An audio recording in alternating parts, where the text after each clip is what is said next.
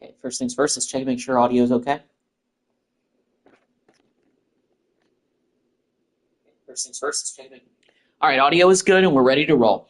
What's going on, guys? It's your boy Malin. Welcome to part 3 of the Madden 25 Jacksonville Jaguars rebuild. We're getting ready to start year 3 of the rebuild, entering the 2026 season, and we're coming off of a Super Bowl appearance. Now, some of y'all may think that, hey, you lead a team that's never been to a Super Bowl appearance, you think the rebuild is over. Well, I'm going to stick with this rebuild. I want to see if I can get this team back to a Super Bowl, mostly because we have a lot of the same guys coming back to the roster. We obviously still have our quarterback in Trevor Lawrence. Jalen Milroe is getting a little bit better, but Trevor Lawrence looks like he's actually gotten a lot better this past season at 84 overall. So I think the pressure's off of him, at least for right now, that he doesn't have to worry too much about his job. In addition to that, his contract runs through the next several seasons. So it's looking like that Lawrence is our quarterback for this rebuild, and it looks like that we are not going to be, really using Jalen Milroe much at all in terms of, challenging him. Unless Lawrence goes down, then he'll be a solid backup option. So I almost want to keep Milroe as our backup quarterback in case Lawrence gets injured, because let me tell you guys what, if y'all missed the last live stream that we did, we might have gotten the Super Bowl last season, but the injury bug bit us hard. We lost our 2 main running backs in ETN and Bigsby. Bigsby was actually playing pretty well in ETN's absence. He got injured in the playoffs. We were going with Clyde Edwards-Helaire. We didn't bring him back because he was a one-year rental. We signed him basically to fill in the void with ETN and Bigsby when they were both down. We obviously needed to run help at the running back spot. But ETN and Bigsby are back off their injuries, and ETN is still a 92 overall. Very solid back. And Bigsby could get up to the 80s this year if he really plays very well. We also still have Keelan Robinson who's still here. We have Antonio Brown and Jeremiah Love. Also at the quarterback spot, in addition to Milroe, we also drafted a year ago DJ Alongale as a third stringer. He's gotten up to a 61, which is looking a little bit better, but he'll still probably be stuck at third string for his career, at least for right now. One of our big free agency signings, we got Kyle Juszczyk. We signed him. We signed Juszczyk. 84 overall fullback. I know that sometimes you don't really look at a fullback as being a main big part of an offense, but look, Juszczyk, Kyle is a good fullback, and he's also great out of the backfield as well. It costs us a little bit to go get him, but I think getting a solid fullback will do nothing but help our ground attack, which we may have to lean on a little bit more heavily because, listen, Christian Kirk and Gabe Davis have been solid receivers. By the way, both of them dealt with injuries this past season as well.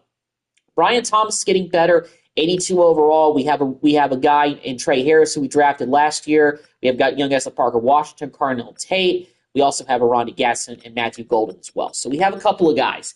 Evan Ingram is still here. He's one of our best weapons now. We have Strange, and we have Ferguson as well. And I believe Ingram got hurt as well. We got injured all over the place. And Robinson, I think, was also hurt. So our left tackle still solid, 82. We got a 69 Ezra Cleveland. I could have upgraded that, but there really weren't any major upgrades in the offseason as far as free agency that I felt could help us out here. But we did get an upgraded center. We got a 79 Ted Karras. Then again, both these guys are in the 79, so they could get up to the 80s in the middle of the season, which would help us out. We, of course, brought back Scherf after in the previous offseason, 81 overall right guard, and we have a 76 overall Harrison and right tackle. So solid offensive line. Trayvon Walker is an 82. Eric Armstead actually has dipped a little bit to an 80. But, hey, Walker and Armstead, really solid group there on the left side at defensive end. Allen is a 93 overall. We, of course, have Miles Cole still backing him up at 67, although I was hoping that Cole would have gotten a little bit better, but he's still stuck at second string for defense end. Mason Smith's still here. Hamilton's still here. Lacey's still here. We don't really have a guy in the 80s at defensive tackle, so that could be one of the that's the weakest part of our defensive line. Linebacking core still leaves a little bit to be desired, but I felt like Sonny Styles played pretty good last year, and he's got him to a 73, which I think is pretty good, especially having him play the whole season.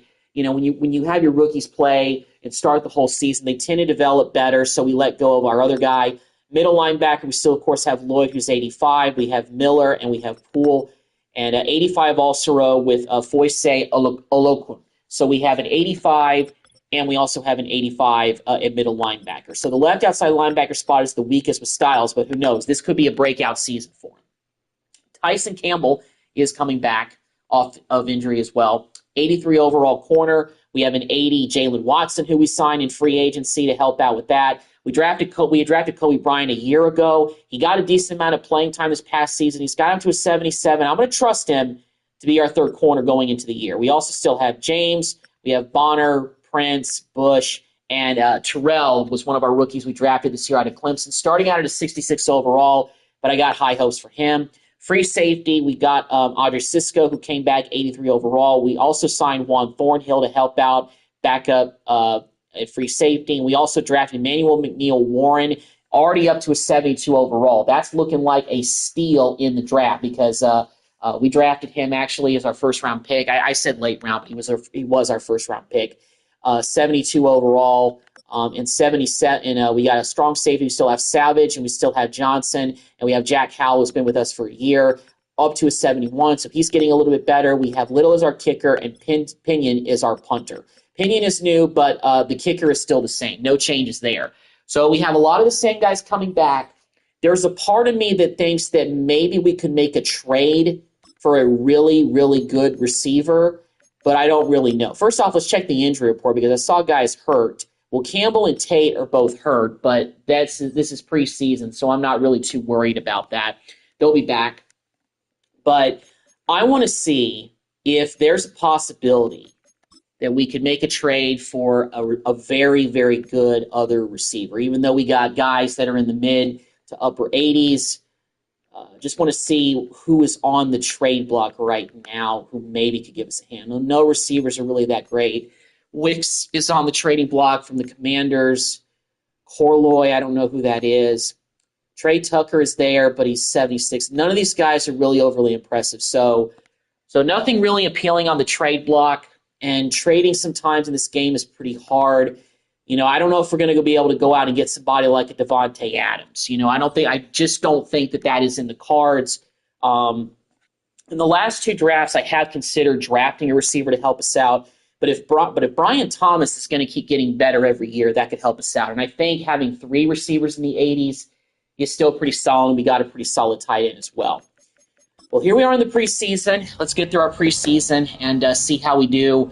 Hopefully we don't pick up any key injuries already because after the season that we had last year at the end of the year, despite the fact we made it all the way to the Super Bowl, those injuries all finally caught up with us when we played the Cowboys in the Super Bowl. And we just couldn't make enough plays to beat them. And we're actually doing a rematch against them in the preseason. And it looks like we actually lost to the Cowboys again. So that's like our nemesis right now. Then again, Dallas may still be pretty good. I would assume that they have most of all their players still as well at this point of year 3 of this franchise mode. So, yeah. Well, we got to cut 10 players. We have a lot of guys that we need to think about cutting. Love, I think he's worth moving to the practice squad. And let's also go ahead and move Brown to the practice squad as well. We'll go with 3 running backs. As far as receivers, we have 1, 2, 3, 4, 5, 6, 7, 8. We have 8 receivers. I'm going to put Gaston on the practice squad. I don't want to risk losing any of our young receivers because last year we put some guys on the practice squad that we drafted and they just, yeah. And the same thing with this tight end room. Can we cut Strange and not incur penalties? So, yeah, I don't want to do that. Do we have, offensive linemen who are, rated pretty low? We don't have a lot of depth on the offensive line. Yeah, we only have 2 guys at every position. We have Collins. Okay, let's just put Collins on the practice squad. Defensive tackles. I'm going to risk putting Otis on the practice squad. 3 defensive tackles active right now. And Harris, that'll incur a penalty, so no, let's not cut him. Can we cut Lacey? Okay, well, we can cut Lacey and not have a penalty. All right, left outside linebackers. We don't really have a lot of depth here, but Poole, I just think we're just going to have to cut him. We just don't have any room for a guy that's rated that low. And Bush, Let's go ahead and cut him. I'm going to go ahead and cut Prince over Terrell only because of the fact that I don't want to risk putting Terrell on the practice squad and seeing another team snatch him up. I don't want to see that. And Bonner, I'm going to move him to practice squad as well. I'm going to cut him as well. Okay, so that was relatively easy. We only had to put one of our rookies, I believe, on the practice squad, and that was Collins, one of our backup defensive ends. Hopefully nobody claims him, but I got a feeling that will happen at some point during the year. Okay, so now I want to see if the draft class that I had, so the 2027, ooh, okay. Oh, actually, it's right here. Okay, so it's 2027 draft class. I believe this is the one that has Arch Manning in it. Yes, it is. Okay, so I don't know how accurate this one is, because then again, this is like 3 years out. But, Nico is a real player. The quarterbacks are definitely real. Malachi Nelson is real. I'm trying to see if I recognize anybody else who's a bit of a younger player. Not really recognizing anybody else. But, hey, this is accurate as accurate can be. So we're going to go with that for our draft class. We've already got that taken care of with, authentic rookies, because I like having authentic rookies in draft classes for these rebuilds. So that way it's kind of a good way to look at the future and, just see, hey, you can get that franchise quarterback a year early if you're, bad enough, unlike in the real life NFL. So I like that. Okay.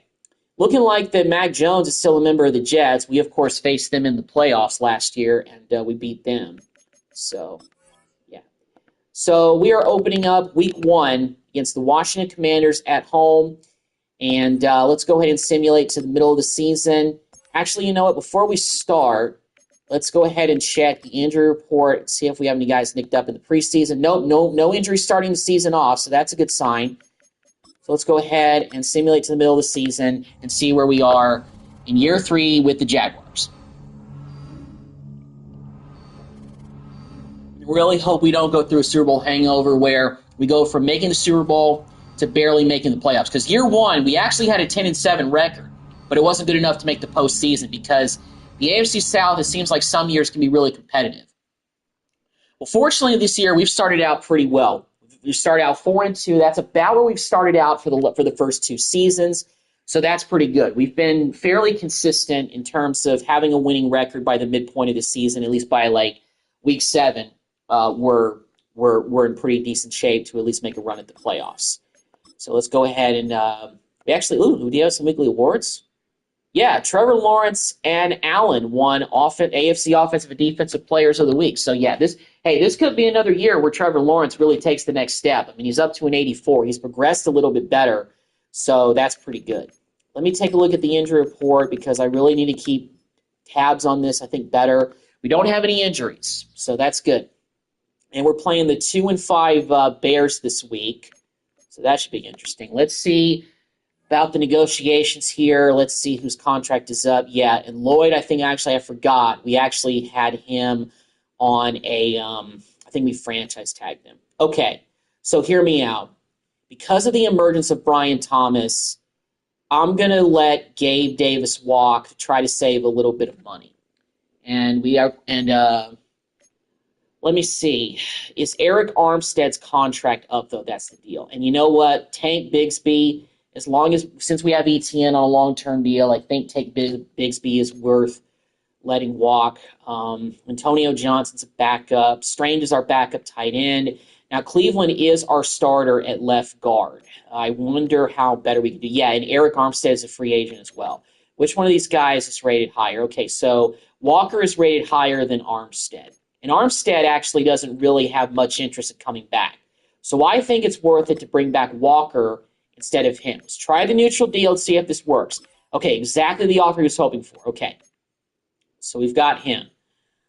Devin Lloyd, I really want to try to bring him back. But based on his interest level going down, probably going to have to offer him a pretty big contract, so I want to save some extra money to do that. Cleveland is pretty tempting to bring back just because I don't know if we can do better than a 78 left guard in free agency this year or the draft, but I'm going to take that risk. Armstead, we're going to let walk. He's been decent for us, but we signed Trayvon Walker. I don't really think we need Armstead, and plus his interest in coming back is not really that great. Abdullah is our backup right outside linebacker, but I'm going to let him walk. Hamilton is our backup defensive tackle. Savage is a starter, but he's only a 75. I think we can improve a little bit there. 40 years our backup. But we got Karras on a contract for longer than that. So Fortner, I think, is worth, because I signed him a couple of off seasons ago because I didn't know how the center market would be like, so I signed him as insurance. But now I think it's time to let him go. Tillman's a backup, so I'm not really thinking about bringing him back. Okay, Carter. Well, if we let Cleveland walk, I want to at least bring back Carter.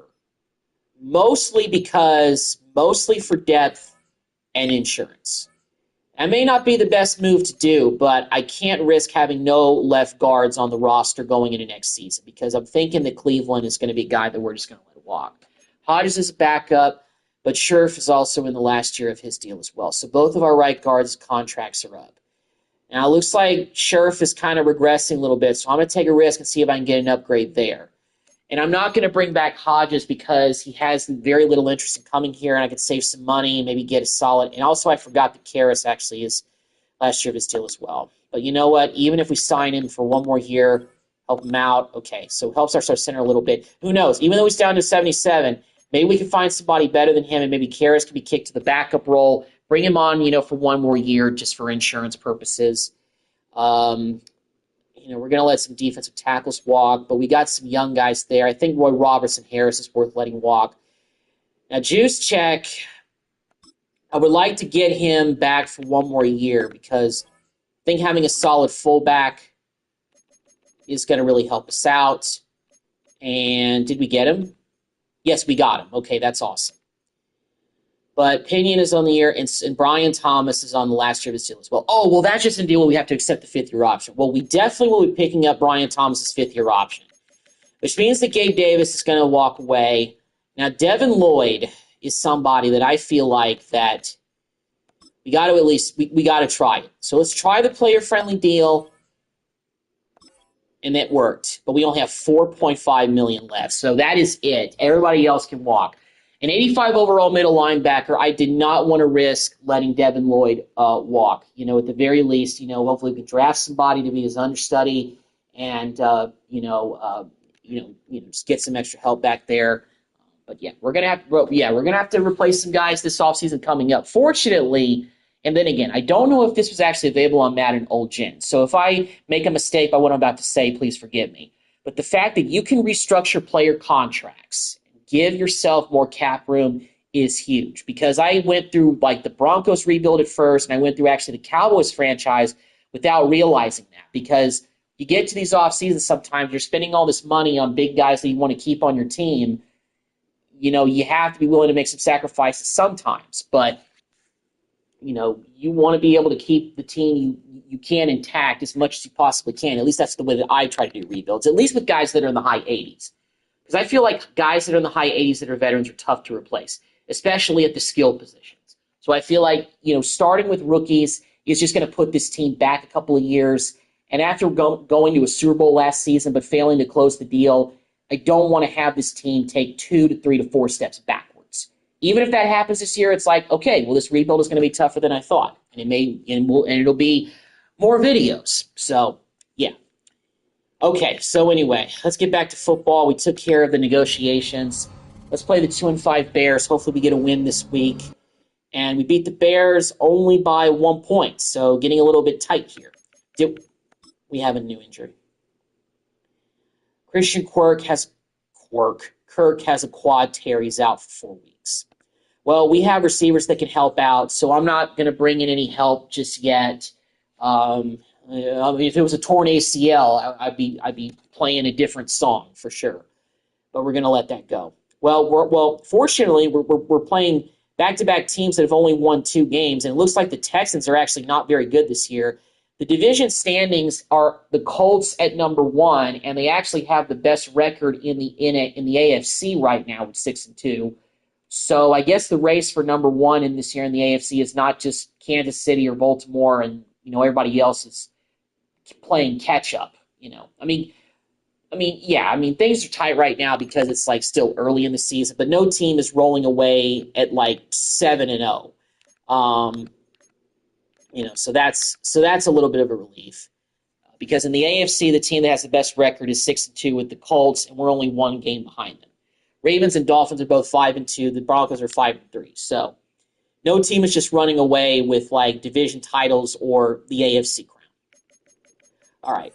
Well, let's play the Texans, see if we can get another win. And we lose to the Texans by 4. That's a little bit of an embarrassing loss, if you ask me. We got a media question to answer. We're 5-3. You're in a good spot. I believe we're showing the Super Bowl team. There's lots of football left, but it's time to think big. I'm going to go with that because, hey, Coach, when you saw us get to the Super Bowl last season, we couldn't close the deal, but we're trying to this year as best we possibly can. I'm going to check injury report again, see if we picked up any more injuries. We did. Savage is going to miss one game with a high ankle sprain, so we don't have our strong safety for this game coming up against the Steelers, who were 3-6. So once again, we're facing a team with a losing record, but we also lost to the Texans last week, who were 2-5. So up in the air. Wow. We have 2 really bad back-to-back losses. We're second place in the AFC South, but at the 9th spot, we are not in the playoff picture as of right now. You have to be, in like 7th in order to make it as the final wildcard team. And the Titans are tied with us. They've played one more game and they've lost it.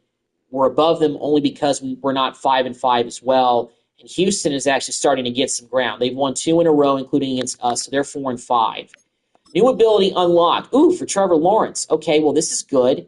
So, Gunslinger, Gutsy Scrambler, tight out. Prove the catching powers of tight ends were open on pass plays. But what is this? I'm going to go with the Gunslinger. I'm going to go with that.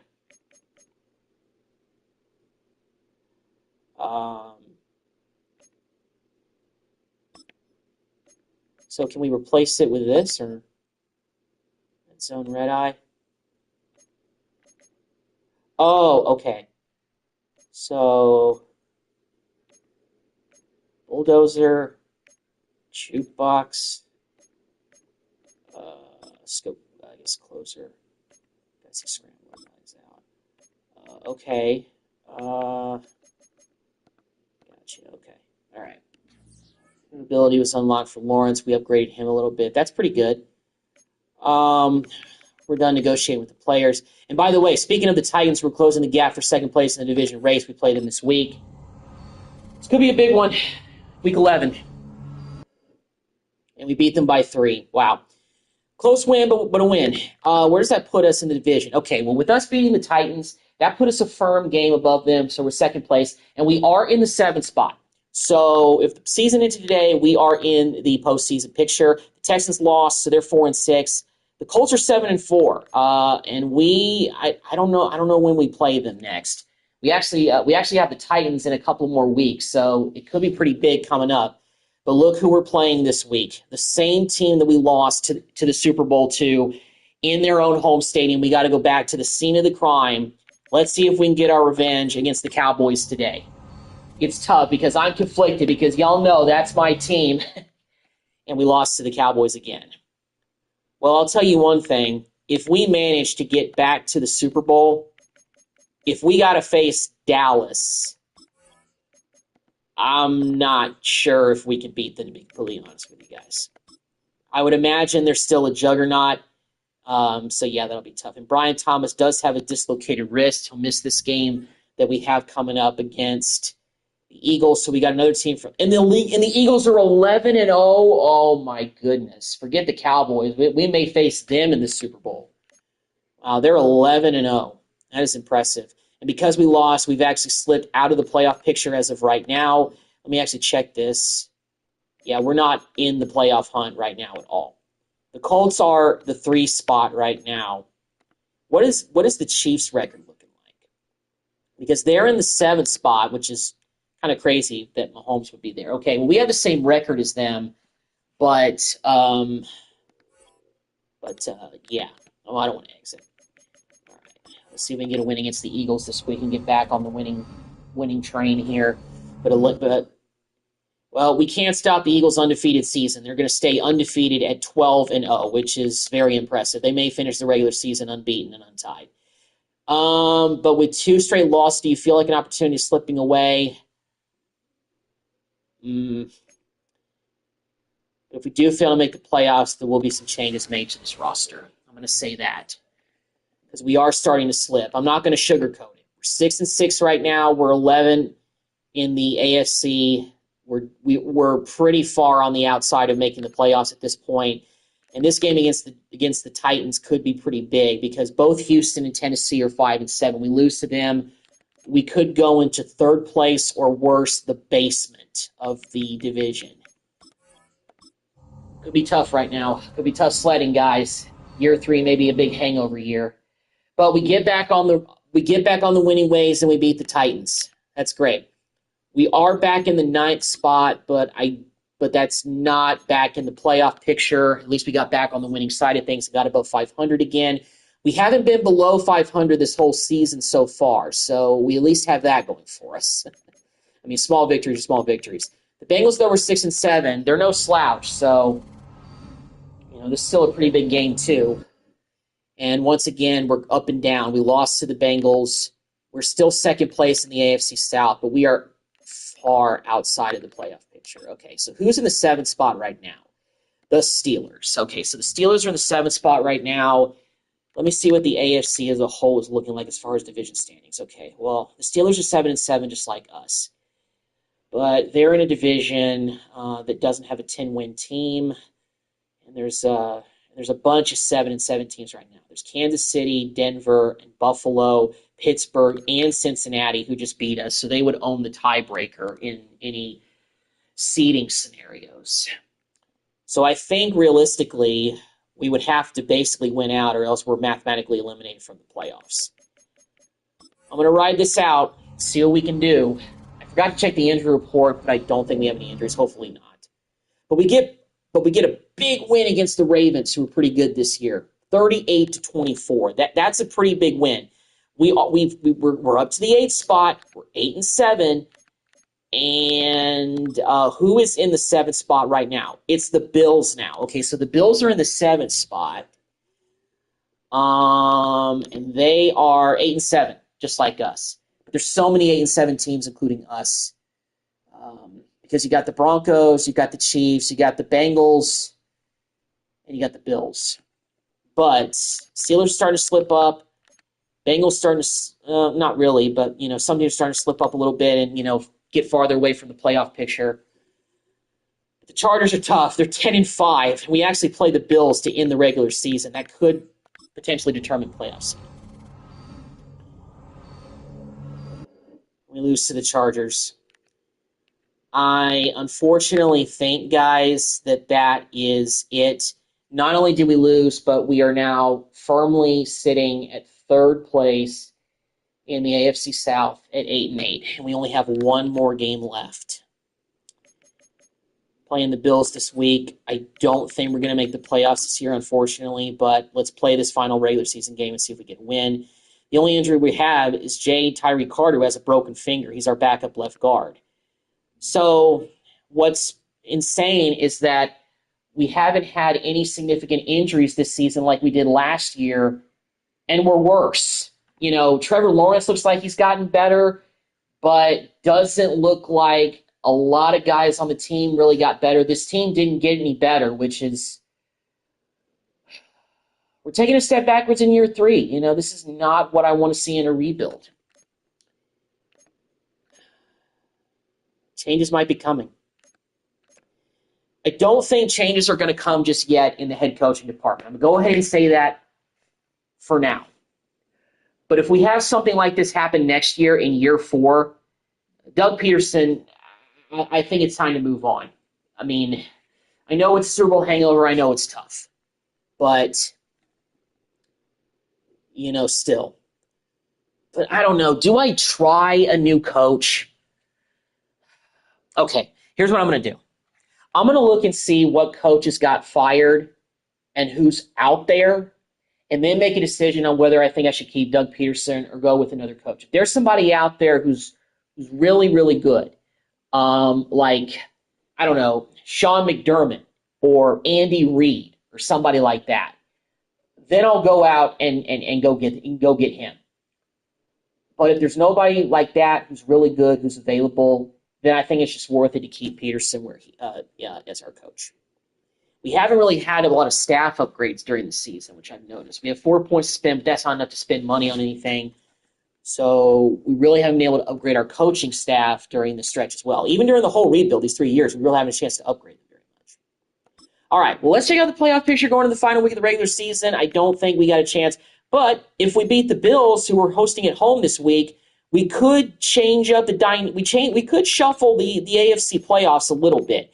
Maybe potentially put ourselves in position to get into the postseason. I don't know. I think we have an outside shot, but we have a big outside shot. Right now, the Chiefs are in the 7th spot. They're 9-7. If we win and they lose, we could leapfrog them. But there's a bunch of 9-7 teams. Denver is just on the outside looking in. They're actually in the 8th spot, so they're in better position than us to sneak their way in. We have to have a bunch of scenarios go our way.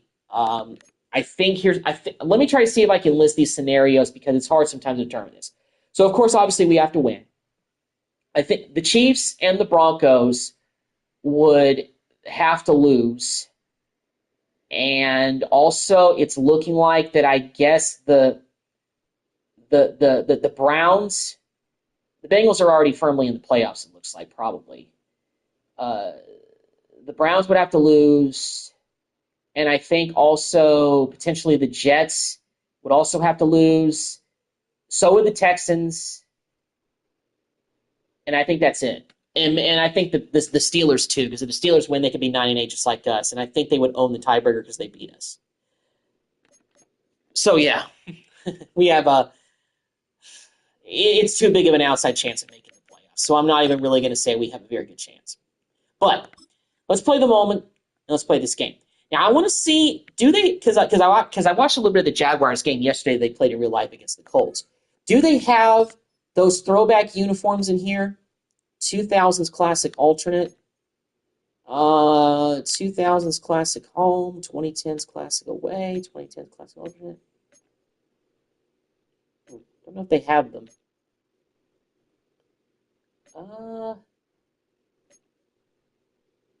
Current away option, current home option, current alternate,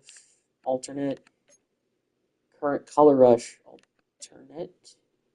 current color rush, current alternate class. There it is. The classic look from like the early 2000s. Man, back in the days of Mark Brunell, Keenan McCardell, and Tony Baselli, who's the owner. Glad the uniforms are in the game. I didn't think they were in the game this year, but they are.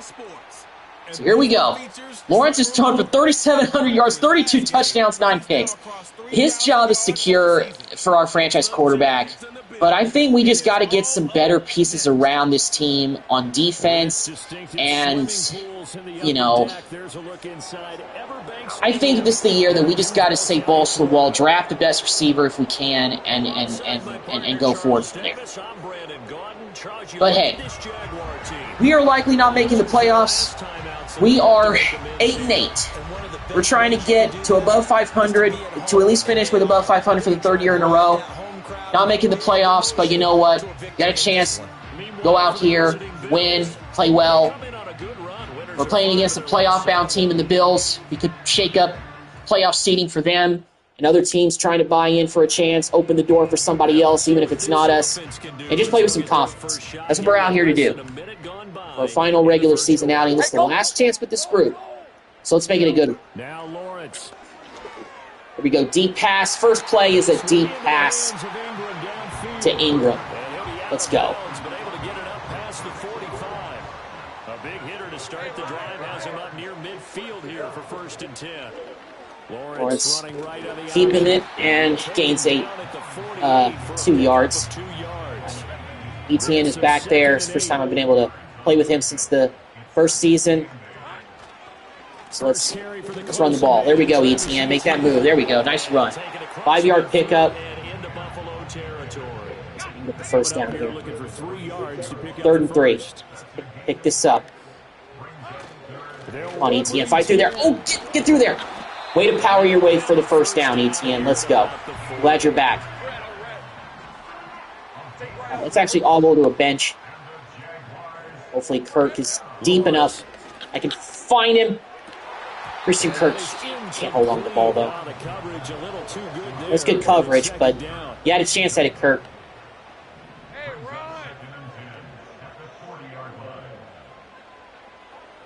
Here's Lawrence to throw. Oh! Get the timing that I wanted on this play. This offense was on the move. Now 2 straight incompletions have them looking at 3rd and 10. Now Lawrence to throw. Come on, Kirk, make that play. There you go, Christian. And he's gone. Touchdown on the opening drive. Let's go. Beautiful throw. And we're actually up 14-0. We got another good drive going. Now we're back on offense. It's 3rd down and 8. So we can keep our momentum up, pick this up, keep this drive going. Couldn't get enough time, and it's incomplete. Well, that's the first drive that's bogged down. But we're in field goal range. 55 yards. Come on. Kick is good, and we are up 17-0 on the Bills. Very solid start. We got to finish this. All right, we got a chance to go 2 minutes here. We're already up 17-0. If we score here, we might be able to put this one away early. Let's see if we can do that, though. That wasn't the best throw I could have made. Kirk was covered pretty well on both ends, so not the best decision. Now Lawrence. Kirk, make that play. Make that play. There you go, Kirk. Out of bounds, too. Preserve some of that clock. We got all 3 timeouts left, though. So that's good. Lawrence. Lawrence will throw. Just run it, Trevor. Run it. First down. Let's go. Let's go in no huddle. Play action. Fake here. Go with this play. Make that play. There we go. Here we go, Gabe. The first down. Right, I'm going to risk running another play without calling a timeout. Hopefully they don't burn too much of the clock. Let's go with bench. We're under a minute. Start burning our timeouts. Probably have to run this play. Strength. Make that play. Got to bounce, though. Okay, maybe we can spin those timeouts. Just inside the 25-yard line. This 2nd and 4. From the gun, it's Lawrence. Ingram, come on. Make that play. Oh, that was almost a pick. That was not a good throw. Not a good decision. I think if he gets eyes on the ball a little bit earlier, he might come away with it. Instead, it's going to wind up as just an incomplete pass. Just want to pick up this first down. There we go, Ingram. Let's go. Run it. 6. Touchdown, Evan Ingram. Let's go. Perfect drive executed by Trevor Lawrence, and we're up 24-0 going into halftime. Bills finally get on the board with a field goal. We got a 3rd down and 1. We're driving, once again, pretty well. We've got a 92 overall running back in the backfield, and ETN picks up the first down. 61 yards on the day. Let's go. 17-yard line.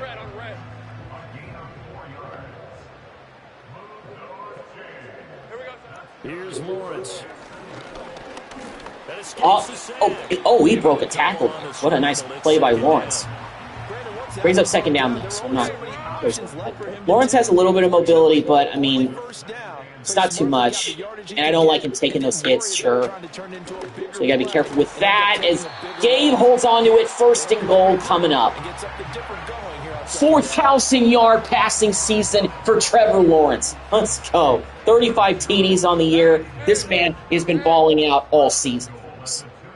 So offensively, we've put up points in bunches this season, and we got a good running back as well. So, I think Trevor Lawrence has finally taken the next step, and he's really, truly become our franchise quarterback. So that's a relief. But do I still like having Milroe as our backup? I do. We could go out and get a veteran and, trade, Milroe for, something, but right now I don't think it's good. But hey, maybe this offseason I'll change my mind. In the meantime, I'm talking as Travis Etienne gets in for a touchdown. And we're up 31-3. This game is all but over. Offensively, we have been on a tear the whole game. And we're just now getting the fourth quarter going.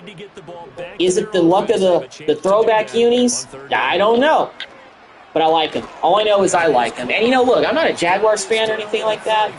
But it's kind of interesting. Okay, so some of y'all may know that I work in TV news as a photojournalist, photographer. And when I first got started at this job, there was a girl who was she was a regular reporter, and she got promoted to doing sports and news. And we were really good friends. She was really, really cool, very nice girl, really hard worker. She did a great job with reporting stories and all that kind of stuff. And she got a job as a full-time sports reporter, specifically just sports, for our sister station in Jacksonville. So she's covering this Jaguars team on a daily basis during the season. This is her second full season covering the Jaguars. And, I still keep in touch with her from time to time, and she is just so pumped about getting a chance to do it. And it's really exciting for her. So I kind of always, and look, I'm a big football fan in general, so I'm familiar with not every single thing that every single NFL team is doing, but I'm pretty familiar with most of the star players and well-known players on every team. So, so I can relate to that with her and, talk about, things when it comes to the Jaguars. Like, for example, I texted her that when they drafted Miles Cole that, like, hey, you guys got a stud in the late round for a draft pick as Christian Kirk gets into the end zone for another TD. So that's very cool. This is somebody that I knew and, that I enjoyed working with, and now she's hit the big time, and she's covering a team, an NFL team in Jacksonville, Florida. So yeah. So yeah, pretty exciting. But anyway, back to this. We blow the doors off of the Buffalo Bills, and this is a game that we had relatively no sweat. Trevor Lawrence eclipsed the 4,000-yard passing mark. I'd have to look back, but I'm pretty sure that he's never eclipsed 4,000 yards so far in his career in real life or in the rebuilds. But he absolutely played brilliantly this year. I'll look at his final stats for the whole season once we get to the end of the season in the screen, and I'll take a look at his numbers. And hopefully he made the Pro Bowl. I'll take a look at his stats, how it compares to other quarterbacks, and kind of see what it is. We unfortunately did not make the playoffs. We did finish as the 10th seed. So the Broncos were one seed higher than us, and the Jets were as well. So we finished third out of the final wild card spot. A little bit unfortunate considering that we came off of a Super Bowl appearance last year, but there are some positives to take away. I'm going to try to look at stats here and see overall kind of what the story was from there, if I can see what it was. So Trevor Lawrence, the man who I think has finally grown up in his fifth year, 4,000 passing yards, 36 touchdowns, only 9 interceptions. That's pretty good. That's some very impressive numbers. As a matter of fact, let me go to the entire NFL and see where he ranks among everybody. So, so maybe it wasn't too special. Lawrence finished, 1, 2, 3, 4, 5, 6, 7, 8, 9, 10, 11, 12. So he finished 12th in the NFL in passing yards. But, oh my gosh. Jordan Love threw 52 touchdowns this season.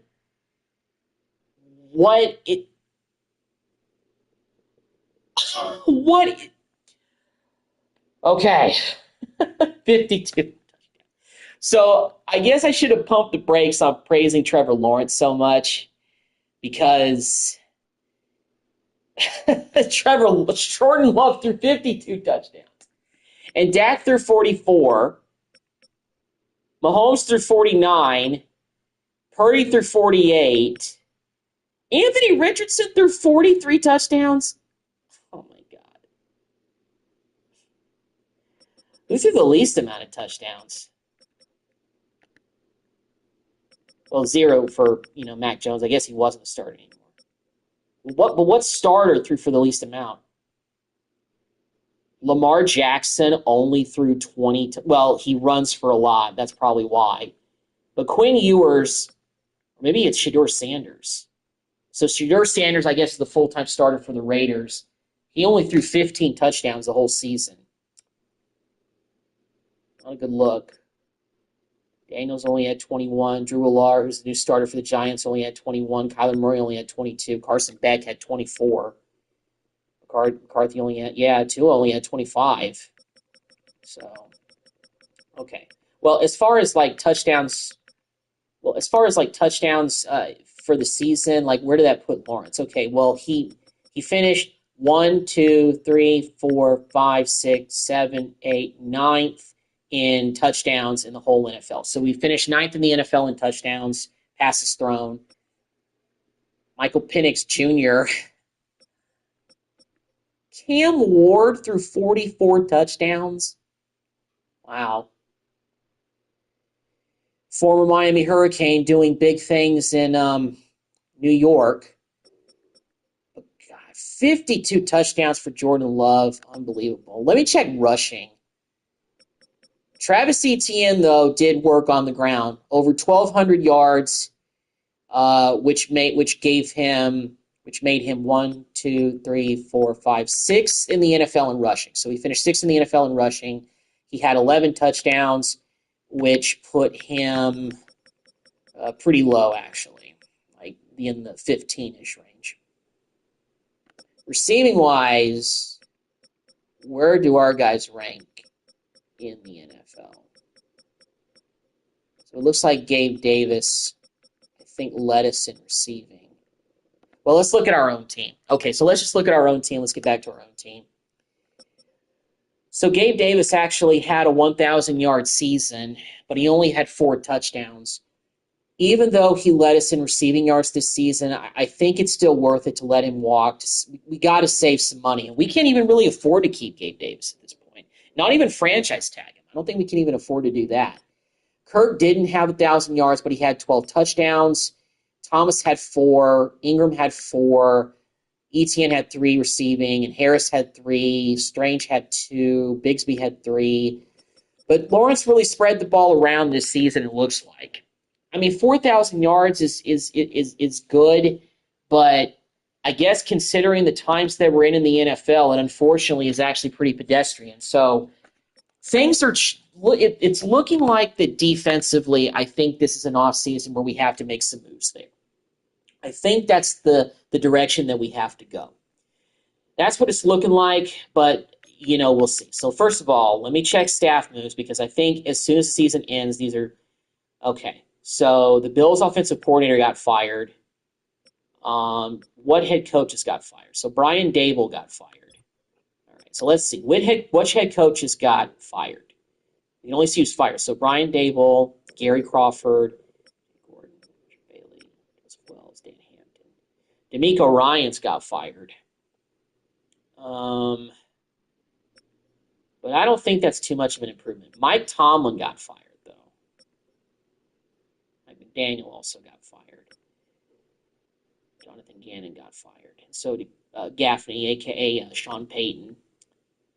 So there's some decent coaches here, but so talent 17. So, okay. So Mike Tomlin got fired.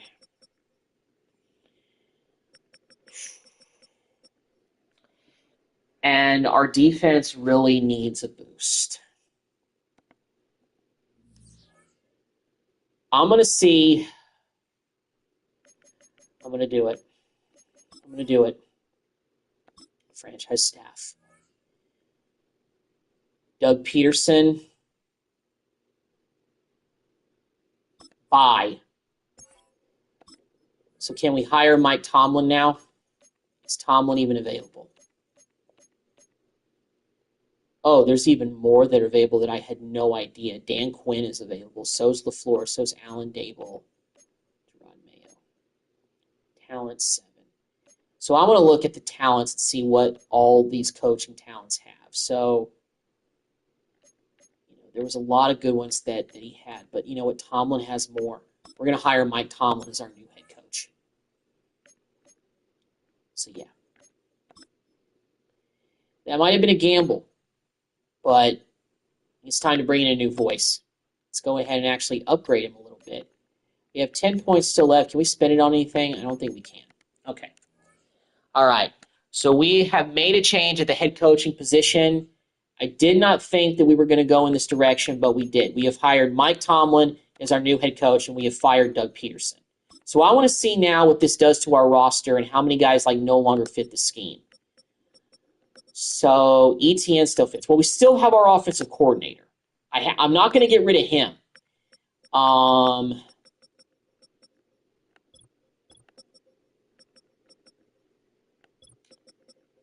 But our scheme did change a little bit.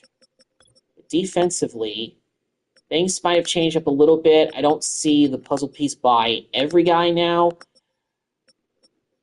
But I still think hiring Mike Tomlin is a good move because he has more talents listed, and he's been an NFL head coach for longer.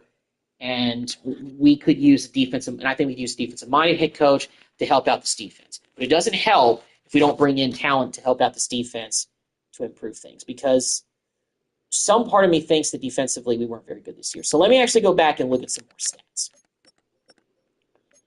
Let's look at some more stats. Team stats. Okay. So total offense.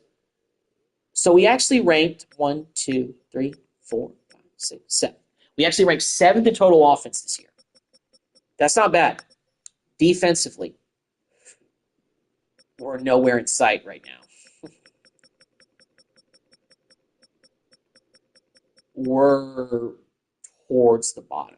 All right, so 32, 31, 30, 29, 28, 27, 26, 25, 24th. We finished 24th in the NFL in total defense in the whole NFL. Got to get some improvements there. Okay, so I think offensively that's not the problem. Defensively this offseason, I think, is where we got to address needs. Well, we're already bringing Devin Lloyd back on a new contract, so that'll help. But we're letting some decent defensive players walk. We're going to have Trayvon Walker back. And I feel like there's some other guy we're using the fifth-year option on. But anyway, okay. First of all, let's view weekly awards. Let's see if we got any award winners. We did. Trevor Lawrence won AFC Offensive Player of the Week, 333 passing yards, 4 TDs. He was sacked once. So he won AFC Offensive Player of the Week for the last week of the regular season. All right, so let's go ahead and view the playoff bracket for year 3. You got Chargers, Chiefs, Ravens, Browns, Patriots, and the Bills. The Colts have the number 1 seed. The Eagles have the number 1 seed in the NFC. So a team from our division is the number 1 seed. So next year, we're going to go chasing the Colts. That's who we're chasing next year. We got the Packers against the Buccaneers, Falcons and the Lions, 49ers and the Cowboys. So the Cowboys are actually the 5th seed this year, so they might have fallen just a little bit. But they're in the playoffs. We're not. So we're still playing catch-up. I'm not going to check out the results week by week. I'm just going to go until we get to Super Bowl week and see how the playoffs unfolded.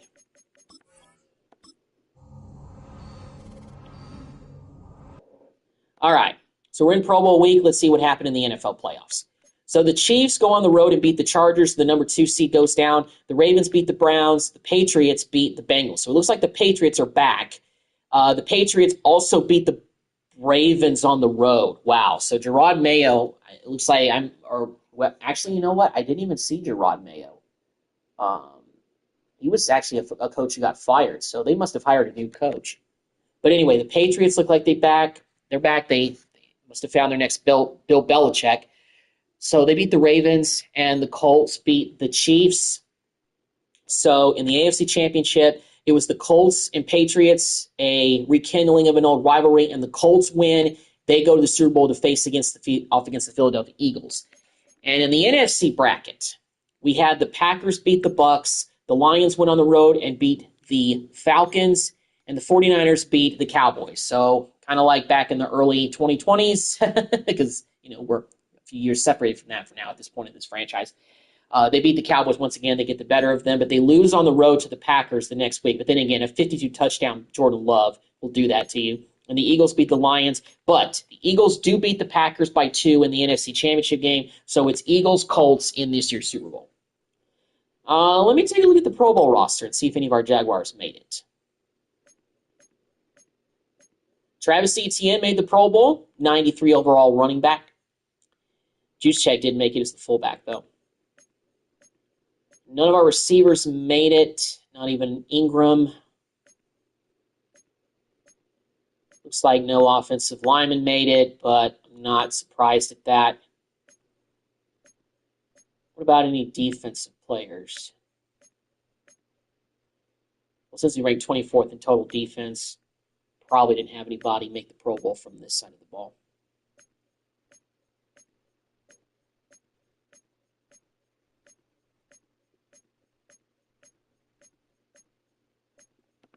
Travis Etienne was our only Pro Bowler this year. But, hey, he had a good season. Salute. All right, let's check and see who the award winners were for this season. Let's see who did that. Yearly awards. Let's check this out. So Jalen Hurts is the MVP. Coach of the Year is Nick Sirianni. On the AFC side, the Offensive Player of the Year goes to Josh Downs. That was not what I expected. Well, I guess the Colts really are that good. C.J. Mosley won Defensive Player of the Year on the AFC for the Jets. Jeez. No Jaguars for Offensive Player of the Year. Oh. But Josh Hines-Allen finished 8th for Defensive Player of the Year in the AFC, so that's something. Offensive Rookie of the Year, nobody from the Jaguars. Defensive Rookie of the Year, nobody. Best Quarterback, Lawrence finished 4th. Best running back, Etienne finished 1 spot behind Harris for best running back in the AFC. Best receiver, Kirk finished 10th. Best offensive lineman, nobody. Best defensive lineman, Hines-Allen finished 3rd. And also Eric Armstead finished 7th. Best linebacker, no one. Best DB, no one. Best kicker, Little finished 7th. So closest was Etienne for best running back in the AFC. Finished behind, 1 spot behind Najee Harris. So still. Overall, offensively, looks like Etienne is our main guy. But Trevor Lawrence did play pretty well this year, even though he didn't make the Pro Bowl, in my opinion at least. Even though, 4,000 in this era is pretty pedestrian with only 36 touchdown passes. But, as long as that touchdown-interception ratio is way more touchdowns than interceptions, only 9 picks. That's not too bad. So offensively, I don't think that's the problem with us finishing 9-8. Defensively, I think is where we need to make the changes. And it makes sense because our defensive tackles aren't ranked in the 80s. We don't have a left outside linebacker in the 80s. Styles is progressing, but I don't know what he's going to look like going into year 4 and year 3 of him being a starter. So I may just have to look at veteran help for left outside linebacker this season instead of letting the rookie go out there and try to start and replace try to be a starter. So let's get ready so let's go to the offseason and let's see who won the Super Bowl. So let's see. Between the Colts and the Eagles, the Colts won the Super Bowl and they have won their 3rd Super Bowl in franchise history. They beat the Eagles by 8. The MVP of the Super Bowl was Anthony Richardson.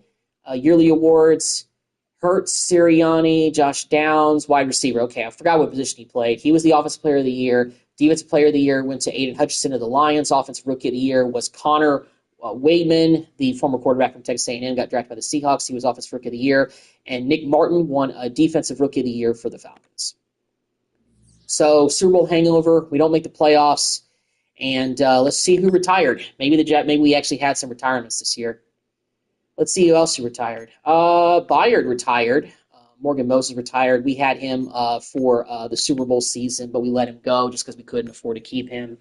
Matthew Stafford retired. Devontae Adams retired. Okay. Justin Simmons retired. So, Kyle Juszczyk retired. Well, that's one guy we can't bring back on a deal. And not only did we lose him, but it looks like we lost also some other guys that I tried to sign. So Karras, who we actually offered a contract to, decided to retire after 11 years. Juszczyk retired. Harris retired.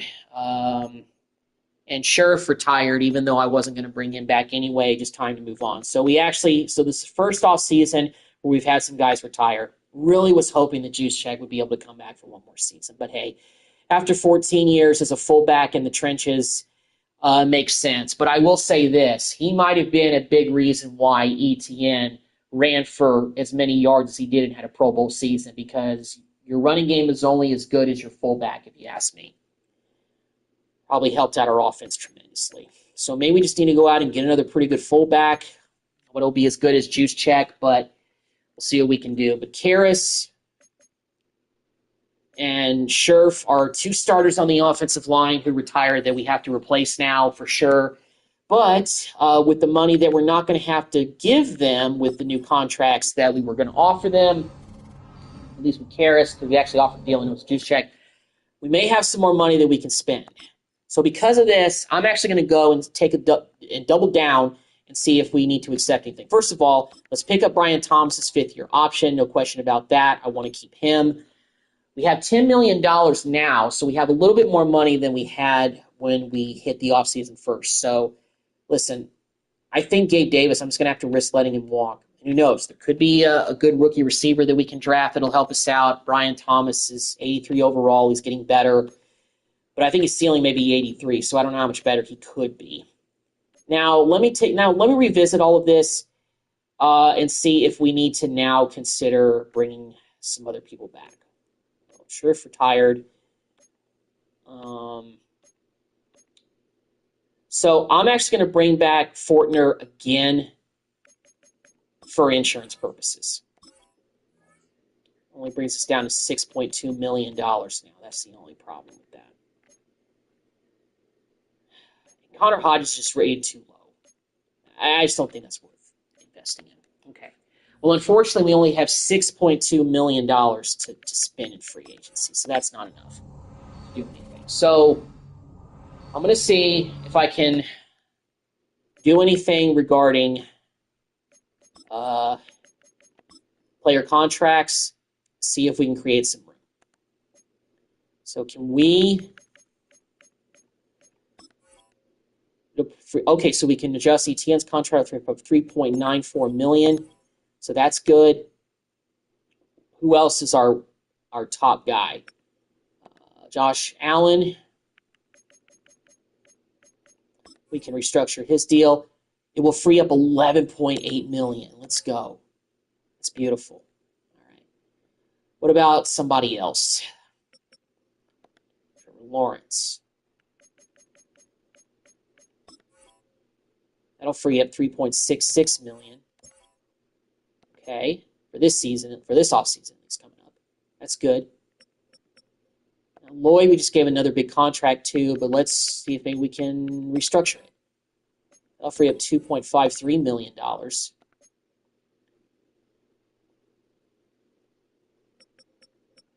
Christian Kirk. That'll free up $4.88 million. So none of these contracts being restructured are really helping us out as much as I think ETN's deal, or maybe it was Lawrence, I can't remember. Yeah, that one freed up a bunch. What about Tyson Campbell? Can we restructure his deal? No, we can't. Maybe it's because it's on the final year of his deal, isn't it? Or am I wrong about that? No, he's not. We just can't restructure it. Okay. Brian Thomas, can we restructure his deal or no? We can. It won't free up much, but... it'll free up a little bit. Philip the Goat. Hello, what's up? How you doing? Okay. What about Trayvon Walker? Can we restructure his deal? Free up some room? All right, how much will this free up? That'll free up 3.72. That's pretty good.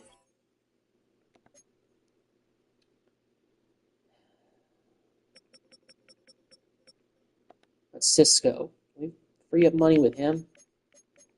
How much? Not much for 1.17 million. I think it's pretty good. Okay. I'm done with restructuring contracts for right now. Let's go to free agency, see who's out there, and let's see if we need to adjust any more contracts to help our roster. So, wow, we got $48.5 million now. Okay, the moves that we made helped out big time. I like your vids. I'm a drop a sub. All right, well, hey, thanks, man. I appreciate it. Thank you for liking this video and subscribing to the channel. I greatly appreciate it. Okay, well, let me see who the top free agents are. Nobody really big. As a matter of fact, Gabe Davis, who we let walk, is actually one of the top guys. So that's interesting. Well, there is a pretty good center available, Ryan Kelly. We do need a new center because Karras retired. I'm definitely going to go for this. He only wants a one-year deal, though, but I think it'd be worth it for a rental like that. It drops down to 37, but we're second with the Patriots, but I don't want to break the bank just yet. So defensively is where I think we have to get some help. And I think the position that we need a new starter at is left outside linebacker. Excuse me, burp there. But these guys aren't really that impressive. I don't think any of these guys are really better than what we have with Styles as our starting left outside linebacker. So, woo. Woof. All right. Well, look, center was definitely a position that we need to upgrade. So let me take a look at our roster and let me see about what other positions that I may want to target in free agency. We have $37 million still to work with because of the money that we moved around and the contracts that we adjusted. Running back-wise, we could get another solid backup, but I think the draft may be a better opportunity to draft a second running back. Keelan Robinson isn't that bad, but Bigsby, was too expensive for us to keep initially. So, yeah. And, Jeremiah Love, Brown, Hayden, Mockabee, these are weird names for running back, for players, but whatever that case is. But Keelan Robinson, it's not that bad. We do need a new fullback. Oh, that was the other thing. So even with losing Gabe Davis, we still have two receivers in the 80s. Let me take a look at the receiving free agents. Let me take a look at the free agents at receiver, and let's see if there's anybody dynamic out there. I don't think there's anybody like the level of Devontae Adams, but let's take a look. Well, Gabe is the top receiver, and we let him go. Well, don't think that we can really get help there. All right, but look, let's talk defense. Let's talk about defense. But still, I'm looking at every position. Ferguson was a rookie we drafted. He's now firmly the second string tight end, 74. 81. 69 Carter. Ooh, we got to get an upgraded left guard for sure. Obviously, we got Fortner as the backup, but we're hopefully going to be able to sign Ryan Kelly. I may have to up that contract just to make sure we get it. We don't have any right guards, so we need one regardless. Harrison is an 80, so he's actually gotten a little bit better. Mason Murphy, look at his face, though. I'm sorry. He was one of our rookies we drafted last year. Walker's 84. Collins is 72. And a 93 and a 67. Defensive tackle. Okay, I think that's one of the positions that we need to look at making a move at least a free agency. If there's anybody in the 80s, we gotta put in an offer. Okay, the top Daron Payne, yes. And I'm gonna go up a little bit. Let's go with this player-friendly deal. Are we his only offer though? No, but we're in the top three. We're in the top three, but he fits the scheme also. That's a good signing if we are able to get him. But we're in third place. Okay, look. If we got to break the bank, we got to break the bank. I'm going with a very player-friendly deal. It puts us number one up there. We have $15.7 million. And you know what? Let me go back to Ryan Kelly and increase this deal because look at this. We've dropped down to third place now. Forget the neutral deal. We're going with the player-friendly deal for 2 years. and we are at number 1 on his list. So I think going in on Kelly and Payne is a good idea. So but the left outside linebackers, there's nothing really good there, so I'm not going to waste my time there on putting on a big offer for a guy that's only in the high 70s. I'm not going to do that. All right, but let's check out the rest of the defense. So we have Styles. We got Lloyd. We do need backups at all of the linebacker positions. So I think it's worth looking around for depth guys there. Jalen Watson is 81. We have an 84 Tyson Campbell. Could there be another cornerback who's in the 80s who we could use? Strong safety. That's the other position we need to look at. That's the other position we need to upgrade. All right, let's look at the corners first. Let's see who else is out here. There are some guys in the 80s. Connor, Rasul Douglas, Shamari Connor. I don't know who this is, but he's only 27. He wants a little bit of a longer-term deal. And you know what? If we sign him a longer-term deal, could help us out with, contracts that run out so we think ahead a little bit. But that may be a little bit too much money to throw at a guy that's not a starter that we see. But we need another strong safety. Isaiah Simmons, but he's only a 76. Brian Branch is the highest, but he's not interested in coming here. Okay, forget the corner. All right, forget this offer for Carter. We're going to take that money and we're going to throw it at Brian Branch, even though he's 88. But he wants a 6-year deal. With this neutral deal, even you don't have the room to make this offer. Okay, of course we don't. Okay, well, in that case, back to the restructure of the contract screen. I want to free up as much room as I can because we need help. We need to upgrade this defense. Okay, so I stopped at so Cam Robinson was the next guy on the list, or as the top guys. We can't restructure his deal. That's unfortunate. What about Ingram? We can restructure his deal. It's only going to free up $1.8 million. Ugh.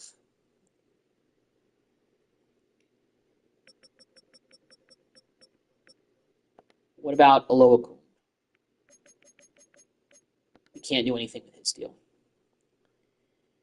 Okay. About Watson. He's only here for 2 more years. He's only going to be here for a short period. Yeah. I think we've reached the end of the line for contracts that we can adjust.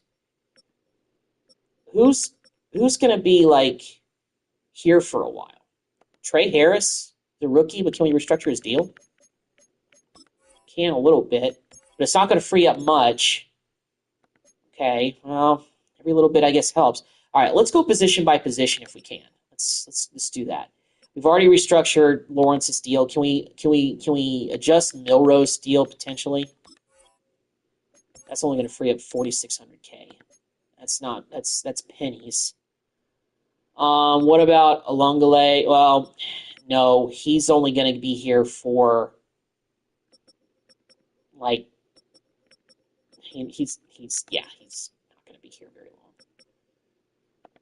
Ontario Brown, can we adjust his contract? No, we can't do anything with him. He's like the 3rd string running back, so that's not worth it. And those guys are, don't have a whole lot. So, what about Carnell Tate, one of our rookies from last year? We can't restructure his deal. What about Washington? Nope.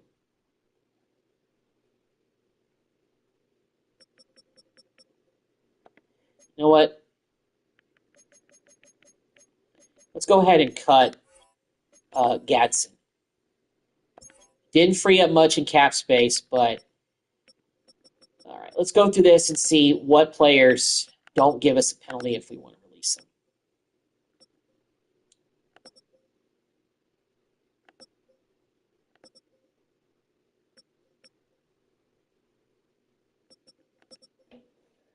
Just because of the depth that we really don't have on the line, don't want to risk losing a bunch of guys. if we get that defensive tackle, we could afford to release one of those guys. But I don't want to release them, unless we get him, unless we get Payne. I'm going to cut Prince.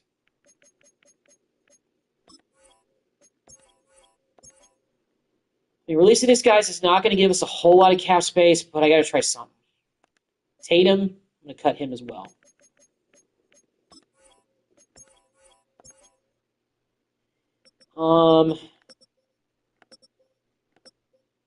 We don't even have a punter, so yeah, we got to do changes with that. Okay, well, I think as far as free agency, I think this is it. I mean, we have 18 million, but do we have enough now? We do, but barely.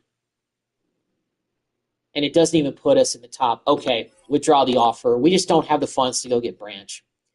Okay, well, we've only targeted 2 guys, but I think this is it. Ryan Kelly, Deron Payne.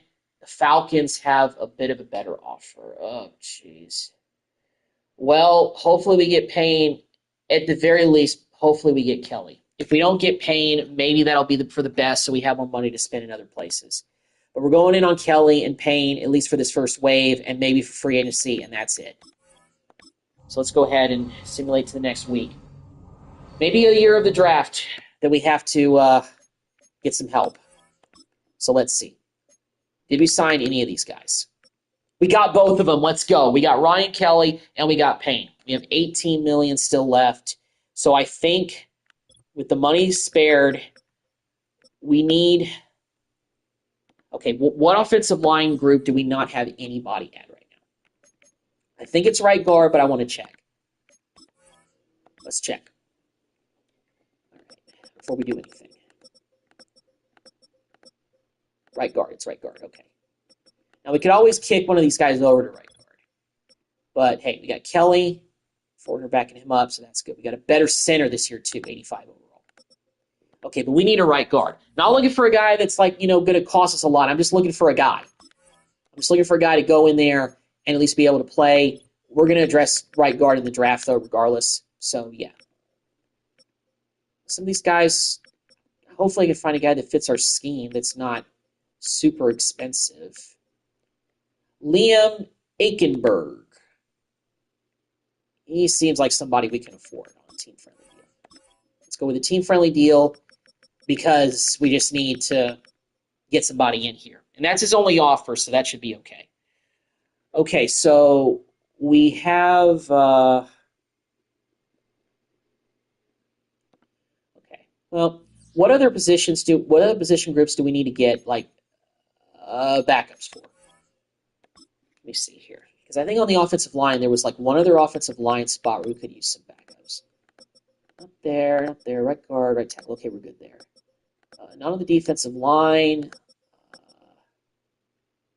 We could use backup help and right outside linebacker, but you know what? I think just going with reinforcements and all the linebackers missed in the draft would be a better idea. We'll probably address corner in the draft as well. Strong safety. Well, there's nobody really good at strong safety who's available, but you know what? I'm going to get somebody. I'm going to sign somebody to be a strong safety for us.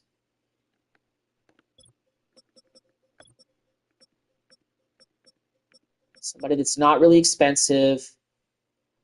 Von Bell, 72 overall, team-friendly deal, minimal contract. Let's give him this offer. Nobody else is offering him anything, so we should be able to get him. And he also fits the scheme. You know me. I go for guys that fit our scheme. We do need a new punter. Jurowitz, Tommy Townsend. Tommy Townsend, I think it's worth bringing in. We're going to go with a team-friendly deal for him. 1 year, we need a new punter. We still have $9 million left. We need a new fullback. Gilliam is the top guy. But Alec Ingold, I'm going to get a little bit on the cheaper side, but I'm going to go with Ingold on a team-friendly deal. We're his only offer, so he should take that. Okay. So we actually were able to get some more targets than I thought.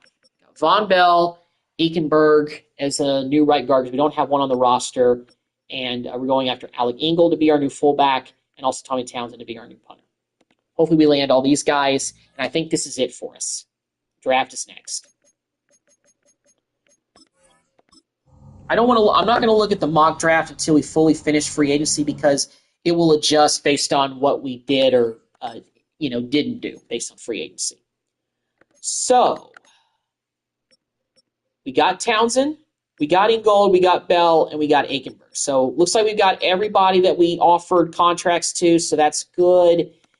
And let me double check one more time at our roster and see if I can kind of narrow down what position groups we're willing to look at. Okay, well, Von Bell actually is better than Howell, but he's only a 74. If we have to roll with him, that's not the worst thing, but we got to get guys in the 80s, I feel like, Corner's not too bad. We need to find some depth at all the linebacker positions. If there's a left outside linebacker that's really good, I think he's worth it. Getting Deron Payne was pretty big. Because of that, I'm actually going to get rid of Silver. Won't free up a ton of cap space, but it'll free up a little bit. So now we have 3 defensive tackles.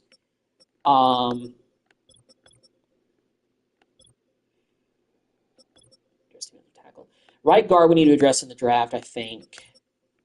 Left guard, yes, even though we've got 2 guys. But they're not very good. Could use a backup tight end. If there's another really good receiver, yeah, maybe. Fullback is addressed. If there's another good running back, maybe. Quarterback, I think, is good. But as far as defense, it's what I'm really emphasizing. I think strong safety is the best look. All right. So let's advance to the next stage of the offseason. We're not doing anything else in free agency. I've thought about trades, but trading sometimes is pretty tough, and I don't really know how good we could do with trading because of the lack of cap space that we have. That's kind of the way that I'm looking at it. So let me go to mock drafts and see what we are projected to do. Also, really, what pick we have. So Arch Manning is projected to be the number 1 overall pick to the Giants. But didn't they draft a quarterback a few years ago? Whatever. I guess they're going to go draft another one, potentially. I guess Arch Manning is the best player in the draft. So projecting Nico Iamella to go 5th to the Rams. Okay, the Tennessee quarterback. What pick do we have? We have the 22nd pick. They're projecting us to go with the right outside linebacker, KJ Hayes. Well, we do need an outside linebacker, not specifically a right outside linebacker, but Hayes may be the move. If he can play the left outside linebacker position, compete with Styles, that may be the best idea. Are there other left outside linebackers who are projected to be around the same time that he's picked? This guy is Zach Donald out of Florida. Problem is that none of these guys actually really fit our scheme, but Alfonso Bass out of Oklahoma, though. He also fits the scheme, and maybe a little bit of a reach at 28th when we're picking 22nd. But I think it's worth it. I think that may be the move to do. It's not only get a good pick at one of our defensive positions that we really need to address, but let's also get somebody who fits the scheme. Because I think that's the best move. Okay, we actually have the 19th pick. So we're actually in a little bit better position. So let's go ahead and see. Well, all these quarterbacks are available. That's not what I'm after. There are some left side linebackers available. What about Alfonso Bass? Okay. So maybe a gamble. I'll go with him because it fits our scheme. B-. Okay. Former high school power forward. Consistently utilizes power moves to run pass rush moves, decent speed. All right. Hopefully we drafted a guy who's going to really help us out at the linebacker position. We're going defense heavy this draft. All right. What are some defensive players who are ranked decently high? Well, this right tackle doesn't look too bad. Devin Wheatley. But our right tackle's pretty good. This corner that's available doesn't look too bad, but we need help at strong safety as well. It's maybe a reach, but Devin Northrup, I'm going to pick him. It's a B-. Okay. Brings the thunder, understands and executes zone assignments, willing, dependable tackler. Okay. Hopefully we drafted our strong safety of the future, because we did sign Von Bell, but we're looking for a guy to step up. Okay. What we also need is help at the linebacker spots, or potentially defense. What linebackers are projected to even be any good? But you know what? We could use help at running back. Ty McCord at a Texas A&M looks pretty solid. But what about receivers? This guy Robinson doesn't even have a first name. You know, we lost Gabe Davis. I'm going to go with this guy, Robinson. He doesn't even have a name. It's a C-plus pick. Quiet, soft hands that catch everything. Knows she's catching traffic. Comes down with the toughest catches. Okay. He doesn't even have a first name. So we just drafted like a mystery player. It was a C-plus pick, but, you know, he slipped probably for a reason. Okay. Are there any linebackers that are even decent? Okay, this left outside linebacker, Justin Smith, doesn't look too bad. We just need some depth at the linebacker spot in general. So you know what? I'm going to take him just because of that. Not a big fan. And, of course, it's a D pick. We'll have trouble keeping up with tight ends and running backs. Slow to react to developing plays. Doesn't possess threatening power. Well, we're drafting him to develop him. He's not going to start right away and expect to be the main guy. None of these linebackers are really looking too great. Well, this right outside linebacker's not looking too bad. Jake Green. I know we're drafting just linebackers here, but we just need some depth. It's a deep pick. It was a bad pick, of course. We're kind of reaching at this point, but, you know, it is what it is.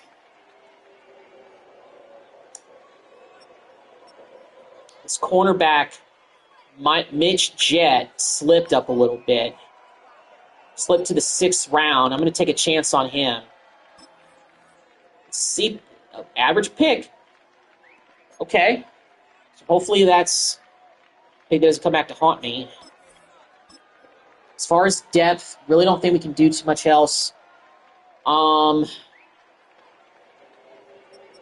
some more right outside. There's some other outside linebackers that don't look too bad.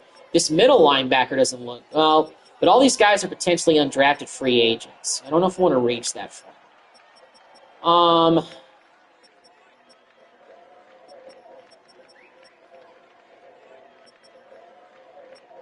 This free safety, Lindsey Barrett. I'm going to draft him. Average pick. All right, not bad. Not bad for a 7th round pick, I guess. We did reach with some of our picks, I'll admit it, but we're trying to also, you know, fill in some of the gaps that we have. Okay, so our 1st round pick was a guy that I was targeting, and I really just kind of went all in on him. Alfonso Bass, left outside linebacker, potentially our new starter, or at least somebody to compete with Styles. He's rated actually 74 overall, which is about where Styles is. Northrup is 74, just like Von Bell. So hopefully this is a sign that maybe he can be that new starter for us. Robinson of Ohio State, 67 overall, 3rd round pick, left outside linebacker, Justin Smith. And we drafted him really for backup reasons to develop. Jake Green, drafted for backup reasons. Jet, corner depth. And Lindsey Barrett, free safety depth. So went defensive heavy, like I said I would, because we do need help on defense. Only offensive guy we went with was Robinson, just because I feel like that, hey, we lost Gabe Davis. We could use some help at receiver. So that's what I went with. So I want to find out who this Robinson guy is. First of all, can I even change his name? Okay, edit player. So I can change his name. So first of all, okay, this guy played at Ohio State. So I'm going to look at the Ohio State football roster. Ohio State Buckeyes football, the roster. See if I can find out who this Robinson guy is. Because I have no idea who he is. I just know his last name's Robinson. Okay, so let's go by name. I'm on the Ohio State Buckeyes official website right now. Okay, so what are we looking at here? Sorry, my computer was bugging out a little bit. Robinson. Scroll all the way down for this one. Jeez, how much farther do I have to go just to get to the R's? Okay.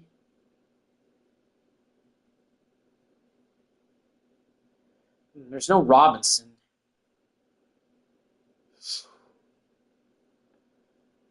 Okay, let's see. Okay, so let me just search Robinson, Ohio State. Let's see if anything pops up. Bradley Robinson, but that guy played several years ago for Ohio State. Braden Robinson, maybe that's him. Braden Robinson.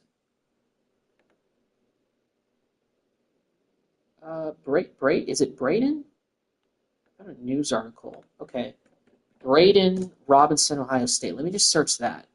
Says what? Okay. Braden Robinson, Red Oak wide receiver. Okay, so obviously this kid is still in high school. Does it say anything about like where his hometown was or anything like that? No, it doesn't. Okay. Well, view complete list. Okay, did Ohio State even offer this kid? Okay, they did. So I guess this I don't know. But let's just change his name to Braden.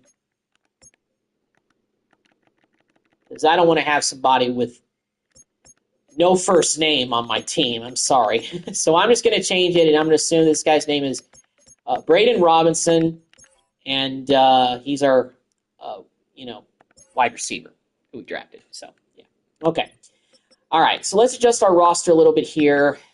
May still have to make some moves, but, we'll see. Didn't draft a running back just because there wasn't really anybody that was really catching my eye, so I just decided to kind of let that go. Receiving-wise, I don't think this Robinson guy, I'm not even sure if that's really his first name, but we're just going to let that ride.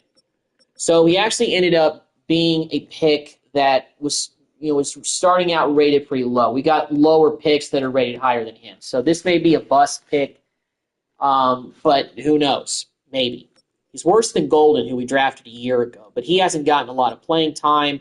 Carnell Tate will probably get more playing time this year as our fourth receiver. I think that's the best thing to go with, as well as Trey Harris. So it's really time for the young receiver to step up and make plays. Hopefully Harris can continue to get better, as well as Carnell Tate, but we will see. We actually didn't draft another tight end.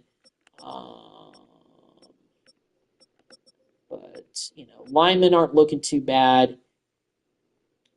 No, Kelly wears 78. I don't know if I can give him 78, though. And Mason Murphy wears 78. So maybe we can give some of these guys, like, their college numbers again. Mason Murphy, USC. What was his actual number? It was 76, okay? Well, I don't know if we can we give him 76 potentially now because of the moves that have been made? Maybe we can. Let's see if we can. Change his number to 76. We can give Kelly 78 because I know that's what he wore when he was in Indianapolis. I mean, I like to kind of have, we can give him 76. So I like to change, me, I like to change the numbers to numbers that, people are like familiar with. Oh, we can actually restructure Kelly's deal. Okay, so let's go ahead and do that. It was $2 million. Let's adjust his number as well. Let me also look at Payne and see if we can actually adjust his contract as well to give us a little bit of wiggle room going into the start of the preseason. And unfortunately, because there really weren't any good left guards available, the offensive line draft class wasn't really that great. We got a 69 left guard. That's not. I can't really work with that. But we only have one right guard, so you know what? I'm going to kick Kilty over to right guard. I'm going to kick him over there, so that way we have balance out on the guard spot on the right side. Didn't really change his rating too, so that's okay. Walker, Collins, so got Cole, all right, and Payne. We already restructured his deal. It'll free up $5.72 million, so let's do it. Okay. He wore 94, I know, but Mason Smith, let's keep him wearing 91. He'll be okay with that. I'm sure he will. And Alfonso Bass is now our top left outside linebacker, and he also fits the scheme. Not completely giving up on Styles, but hey, Alfonso Bass was our first-round pick, and it looks pretty good. Unfortunately, it actually looks like that he's not a real player. Alfonso Bass, Oklahoma.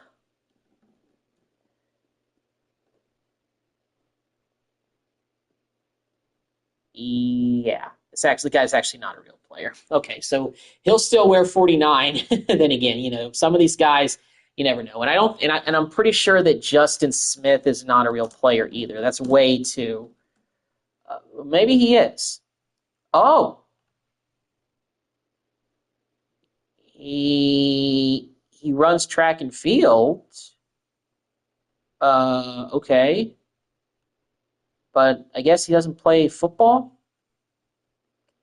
Okay, well, he can still wear 51 since he's a real player. But one thing I'm thinking, can we kick maybe Justin Smith over to middle linebacker so that way we have depth behind Lloyd? I think that might be the best move. I don't know if this kid played middle linebacker in college, but he's 60 overall, so that helps not very much. Jake Green, I'm not even going to look up his name potentially. There's no way that he's a real player. Corner-wise, Kobe Bryant, Jones, you got Terrell, Mitch Jett. He could potentially be real. Let me see if he's real. Mitch Jett. Or is it Mitchell Jett? No, he's not a real player. Okay. So we can stay at 26. Lindsey Barrett, I'm pretty confident this guy isn't real either. Lindsey Barnett. Oh, Lindsey. Oh, with an E. Okay, maybe this will change. Lindsey Barnett. No, he's not real. Okay, strong safety. Devin Northrup. I'm pretty sure. Northrup.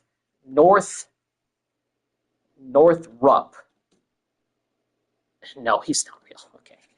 We're starting to get into draft classes that aren't real. Okay. But still, he actually now is our top strong safety. 75 overall. Okay, that's not bad. He's already rated better than Von Bell, who he signed. And he doesn't fit the scheme, but hey, Northrup doesn't look too bad. So, fortunately, it looks like in the draft we might have hit on a couple of starters in Northrup and Alfonso Bass. We may have found some starters on the defense that maybe can start to turn things in the right direction. The only thing that I'm not exactly too happy about is that defensively we're still kind of stuck where we have been in terms of the best that we can do the last couple of seasons. And like I said, not only did we not have a whole ton of cap room to start the offseason, but there really weren't a bunch of upgrades at linebacker, safety, corners. The biggest upgrade was defensive tackle with Deron Payne. And that's somebody who I just figured, hey, we got to go all in on him. We got to go in on him and offer him a pretty decent deal to get him because he was asking for a lot of money, and we gave it to him. Been in the league for 9 years, and 83 overall. He played in Washington. He was part of a good defensive unit there.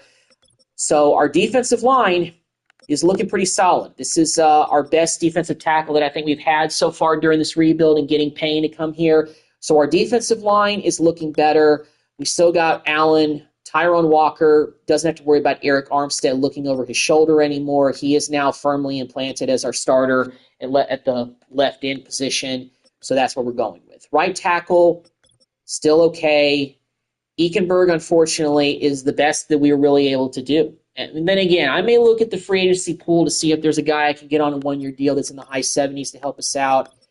But that's what we're going with right now. And also left guard. Okay, I think I need to look at guards to start out the preseason and get some, street free agents, whatever you want to call them, in here just to help us out with depth and have them, give us a hand. Because then again, we can get these guys for cheap on one-year deals, and that's all we're looking to do with them. We got trade offers. Okay. Oh, some people want to trade for Mason Smith.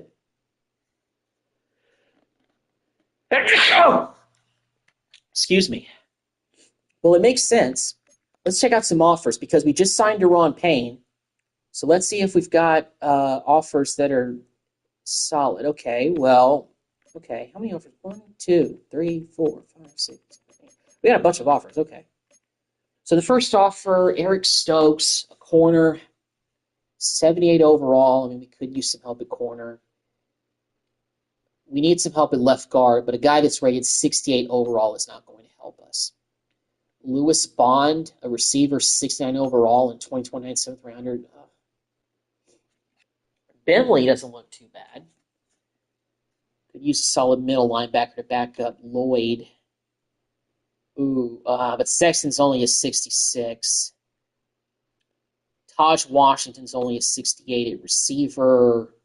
Barham's a 71 middle linebacker. That's not too bad. This left guard Ryan Bates. Okay. If we make the trade and get him, he would be our instant starter. Although, wasn't Ryan Bates with us already? Or am I tripping? Oh, no, he plays for the Bears. Okay. For a second, I thought he actually used to play for us. And those are the offers. But the 78 Joshua Williams is pretty tempting too. Well, if we accept the trade with the Browns, we basically get an instant starter at left guard on the offensive line. But none of these other offers really give us what I consider an instant starter. Although this one with the Patriots, with getting Bentley, a middle linebacker, but we just re-signed Lloyd to a new deal. So I'm going to go with this offer from the Cleveland Browns. We're going to give them Mason Smith, the man who's now become our second string defensive tackle because we signed Deron Payne. We're going to trade him to the Browns for left guard Ryan Bates, who's a 73 overall, and he actually has it looks like he actually has a development trait, so that's not bad. And a 2029 sixth-round pick. Yes. So we're doing that. All right. So let's take a look at our roster now, and let's kind of take a look at how things are looking with the trade that we made. So Bates does now become our best left guard, 74 left guard. So that takes care of our starting issues on that side of the line. But we still, a 70 Ickenberg is not that bad, but that really helps because we originally had a 69 J. Tyree Carter, but getting Bates in here really helps with the offensive line. And because we made the trade to have Mason Smith leave, Otis, I think, is maybe ready to take the next step. Let's give Deron Payne his 94 back since Mason Smith is no longer on the team. So Payne is going to go back to wearing 94. Do think now because of that we could use we need to sign another defensive tackle in free agency before the preseason begins, just so we have 3 on the roster. So we can't do anything with free agency, can we? No, we can't do anything with that right now. We got to adjust to the beginning of the next season. All right, even though we've advanced to the beginning of year 4 now, not quite done with this video yet. We're going to make some moves here. All right, so we need, okay, well, first of all, let's see who's actually top. All right, right, let's check right guards first. Okay, so there's some guys here that are better. Spencer Buford is the top. Burford, excuse me, is top-rated right guard. Let's bring him in on a one-year deal. 73 overall. He's a little bit better than who we have. So let's bring him in, get some competition. And we also need another defensive tackle. So let's bring in DJ Reader, just because he fits our scheme. Bring him in for defensive tackle depth. And were there other positions that I thought I wanted to bring in depth for, or am I, or did that solve what I wanted to solve? Okay, so Burford he's actually a 75 overall, so that's even better. Okay, so that really helps our right guard spot. So we didn't get serious upgrades for the left and the right guard positions, but we got Burford on a cheap deal for 1 year, and we got Bates in a trade. For getting rid of a defensive tackle that now we don't really need anymore. DJ Reader becomes our backup defensive tackle. Otis is still kind of, not really emerging just yet. I mean, he's stuck at a 63 overall. I don't know how much better he's going to get. But we got DJ Reader to be our backup defensive tackle, which is pretty good. He also fits the scheme. He's been in the league for a while. 11 years, though. It's probably his last year, so he may be on his last legs, if you know what I mean. But still, solid backup defensive tackle there.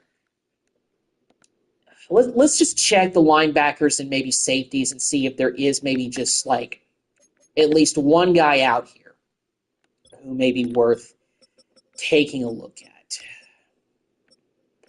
Nobody really good at these positions. What about strong safety? Nobody really good here either. Okay. All right. So is there any position maybe we could use some more depth? Maybe receiver just for the heck of it. Sky Moore is available. Let's bring him in here. Get some more receiver depth, because why not? Losing Gabe Davis. We need a third tight end. So let's bring in Bellinger as well if we can. Do we have enough room? Okay, we do have enough money to get him in here. So because we need a third string tight end. And I think as far as depth at all the other positions, I think we're good. But let me check one more time. Kind of see what we're looking like here. Quarterbacks were good. Halfbacks were very good. We got a bunch of them. Although some of these guys are not really too impressive. You know what? Let me see what other backup running backs are out there. Let me see if there's a guy in like the high 70s or something like that we could bring in as a backup. There are a few. One of them is Nick Chubb, but he's regressed a lot. Wow, 79 overall Nick Chubb. But I think that may be worth it. Joe Mixon fits the scheme. But Nick Chubb, I think it's worth the risk. 1 year deal too. How is Nick Chubb available as a free agent? Wow, that may be a steal. Hey, if ETN gets hurt again, this is a solid find. I think we can give him his 24 back, can we? Yeah, because I think that's being worn by our rookie. Yeah, Northrop, but you know what? He's not even a real player, so you know what? Let's just change his number to something else.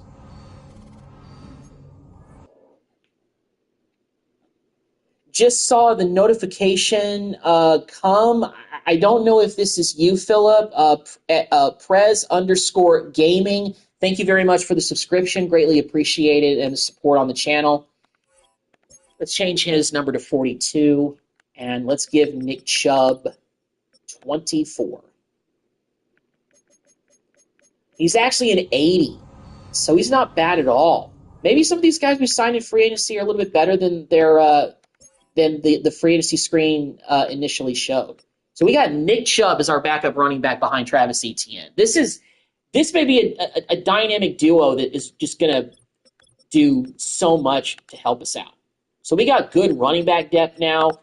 Fullback, Sky Moore, he's let's just leave him at an 81. I think that's fine. Let me see if I can change Carnell Tate's number. Oh no, he's number 4. Okay, I think he's number 4, right? Carnell Tate, is he number 4? I think he is. Tate. Sorry, did that. My computer did that thing. Carnell Tate.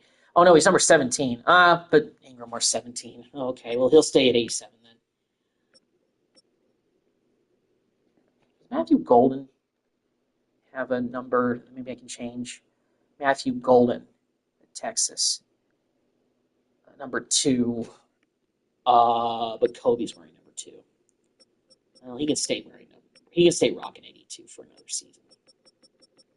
Okay.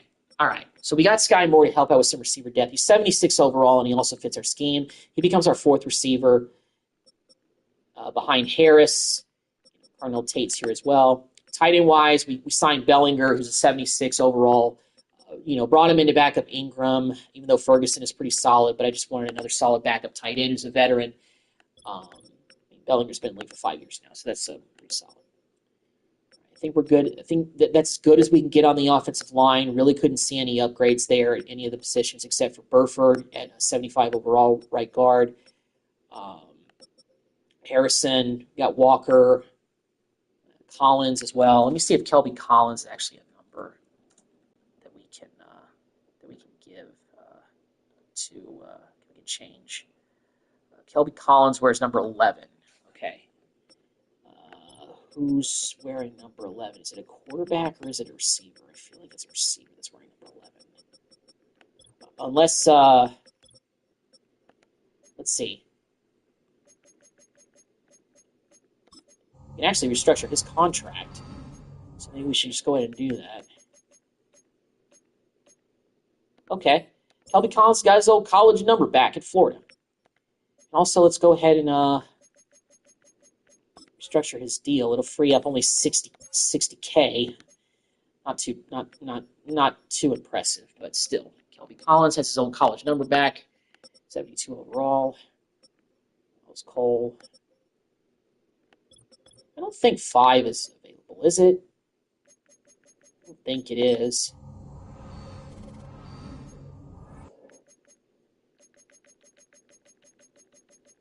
By the way, this looks nothing like Miles Cole. I'm sorry. I mean, I'm a Red Raider, but that looks nothing like Miles Cole. Who is that? Seriously, who is that? So Styles actually is better than Bass right now. So Styles is going to start the season, but Bass is not too far behind, if you ask me. Oh, Cisco is number 5. Okay, well, I don't think we can change his number because he's our starter at safety. So, yeah. Okay. 75, Northrop. Bell. So, I mean, we got some upgrades at positions on the defense. The only big one that we really got was defensive tackle, which could make a difference. But overall, still kind of really running with the same group in terms of who we have for the Jaguars entering year 4. Well, guys, that is going to wrap it up for this live stream for part 3 of the Jaguars rebuild. I'm going heavy with the Jaguars rebuild as the main thing on the channel right now, mostly because I want to try to finish this at some point.